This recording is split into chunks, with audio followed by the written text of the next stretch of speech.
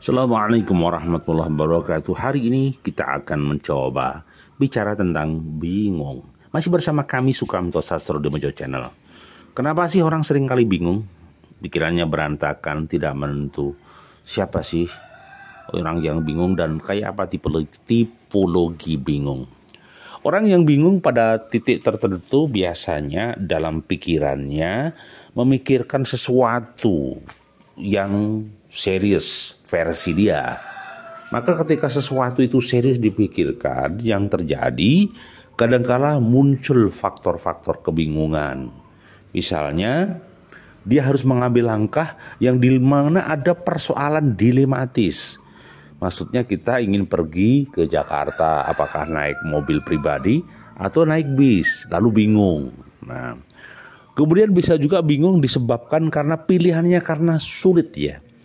Sulit, misalnya kita punya pacar atau calon istri, ya kebetulan ada banyak pilihan, 2-3. Kita bingung kita memilih yang mana. Si Fatimah atau si Rini yang mau kita nikahi. Sehingga kita menjadi bingung. Nah, ada juga bingung, kenapa sih kok bingung? Iya, ketika seseorang dalam fase bingung, dia itu mengalami fase pemikiran cabang. Ya, dia mengalami fase pemahaman yang cabang. Dia mengalami fase yaitu perbandingan dari target tujuan yang akan dilalui. Maka disitulah fase bingung akan terjadi. Nah, bagaimana kalau misalnya fase bingung itu diatasi sehingga fase bingung itu tidak muncul?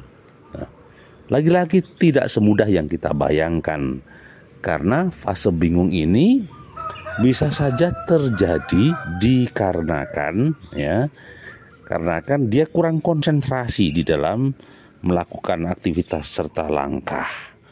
Maksudnya bagaimana? Ya ketika seseorang sedang bingung, bisa dipastikan dia sulit mengambil langkah.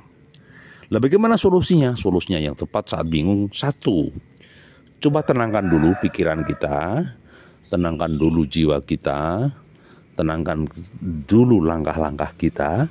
Jangan sampai kita memutuskan sesuatu di saat kita bingung. Ketika kita memutuskan sesuatu di saat bingung, bisa dipastikan nanti keputusannya tidak valid, ya. Keputusannya tidak benar atau kurang tepat. Itu seringkali ketika kita mengambil keputusan saat bingung. Maka saya katakan bahwa untuk sebuah validitas, maka jangan pernah mengambil keputusan saat kita bingung. Itu sangat bahaya. Nah, bagaimana mengurai bingung? Satu, yang kedua adalah libatkan teman, kawan, narasumber atau orang lain yang sekiranya lebih arif, lebih tua atau lebih bijaksana untuk konsultasi, untuk sharing agar kita sedikit mengurai kebingungan tadi. Mungkin ada argumen-argumen lain yang lebih tepat. Jadi sebenarnya kebingungan ini bisa diselesaikan dengan argumentasi yang tepat.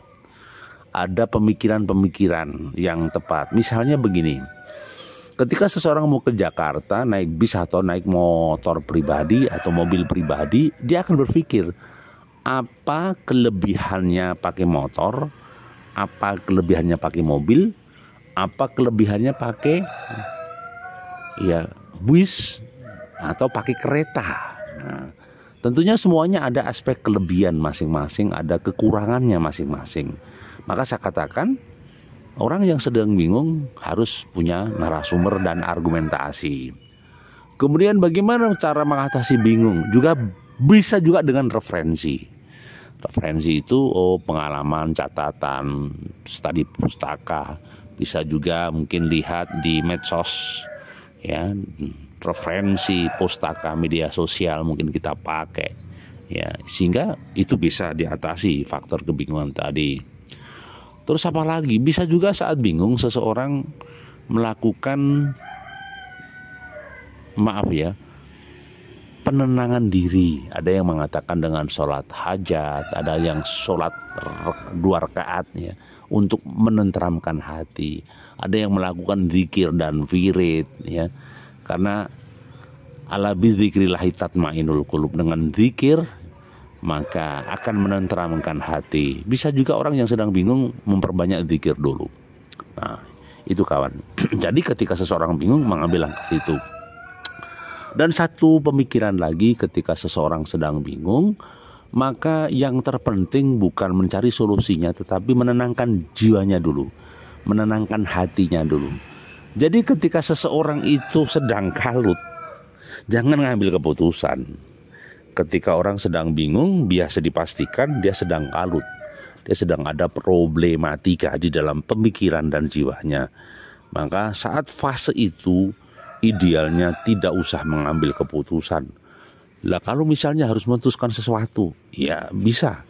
Tapi bisa juga libatkan pertimbangan-pertimbangan lain. Misalnya orang, kawan atau saudara, sehingga bisa mengurai kebingungan tersebut. Jadi nanti kebingungan itu tuh akan terurai. Satu, setelah pikiran kita tenang, jiwa kita tenang. Dua, kita akan mantapkan hati, mantapkan tujuan. Kemudian mencari orang yang tepat untuk diajak sharing agar menuntaskan kebingungan tersebut. Dan yang terakhir, pakai argumen yang nalar, argumentasi yang positif untuk mengatasi kebingungan tersebut.